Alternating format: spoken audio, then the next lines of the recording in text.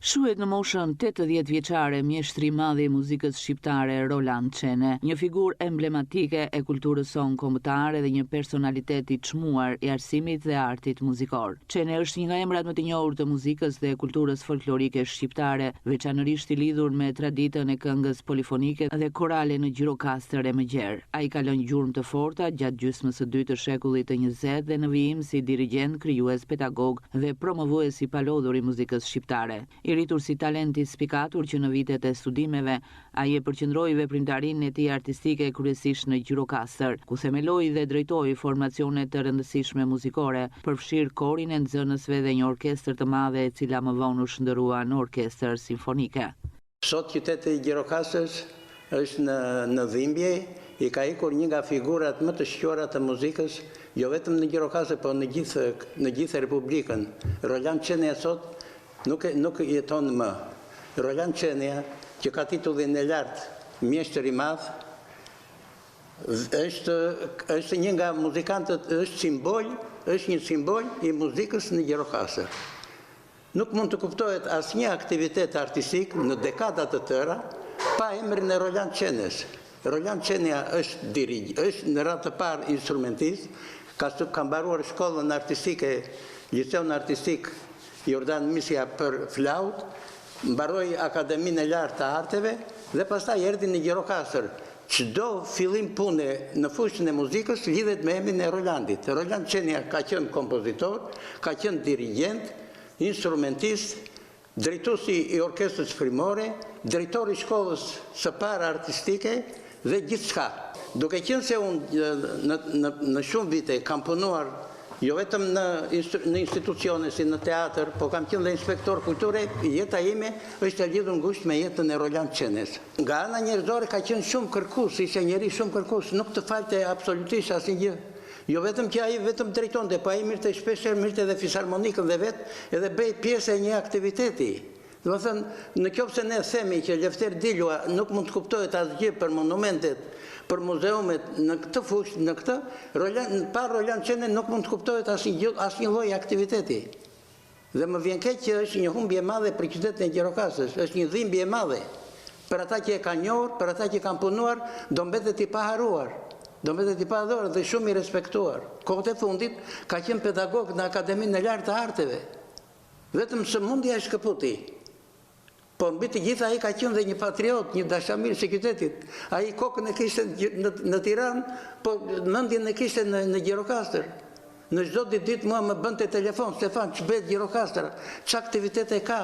Roland Çene interpretoi fillimisht si flautist solist dhe më pas u afirmua në rang kombëtar si dirigjent i koncerteve madhore zyrtare dhe festivaleve të rëndësishme muzikore shqiptare. Një pjesë e rëndësishme e jetës së tij profesionale lidhet ngushtë edhe me shkollën artistike ku ai ka shërbyer si nëndrejtor dhe ka dhënë me përkushtim lëndën e solfezhit, duke formuar breza të tërë nxënësish.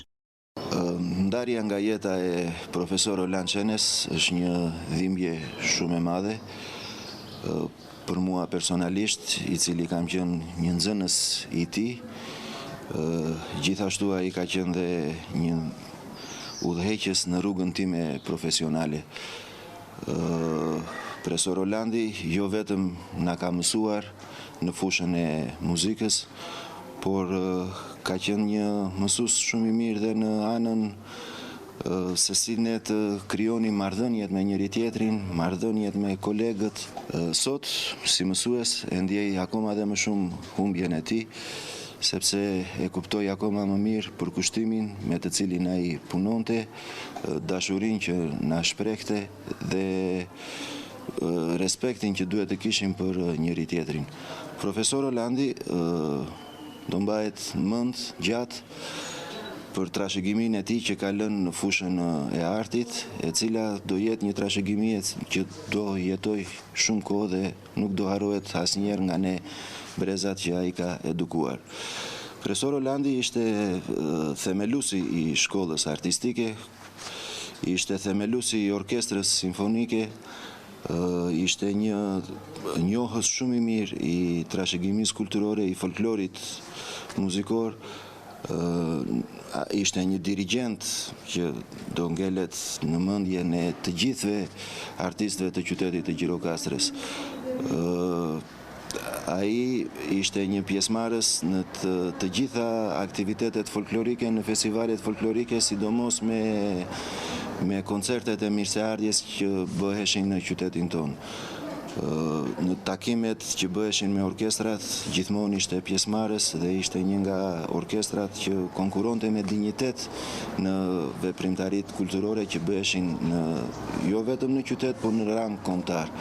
Pata fatin ta njoh dhe si nxënës, po familja time të kishte edhe një marrëdhënie shumë të mirë me Presor Rolandin. I mati ishte një mik shumë i mirë me të dhe bashkëpunëtor në shumë aktivitete. Për Presor Rolandin do ditë të flasësh dhe sot i shpreh ngushëllimet familjes së tij, mësuese Tatianës, vajzës së tij Neraidës, djalit të tij i cili është një pasardhës i rrugës së Presor Rolandit, ai është një pedagog sot në Akademinë e Arteve Dorianit. Qoftë i paruar kujtimi i Presor Rolandit. Për kontributin e tij të jashtëzakonshëm në jetën muzikore dhe artistike shqiptare, Roland Çene është nderuar me tituj të lartë si artist i merituar, mjeshtër i madh, qytetar nderi dhe nderi i qarkut, si dhe me dekorata të tjera që vlerësojnë punën e tij të gjatë dhe të palodhur në shërbim të muzikës. Përveç veprimtarisë si dirigjent, ai ka qenë aktiv edhe si publicist, pedagog dhe muzikolog, duke udhëhequr dhe përfaqësuar muzikën shqiptare në veprimtari artistike brenda dhe jashtë vendit në shumë evente ndërkombëtare.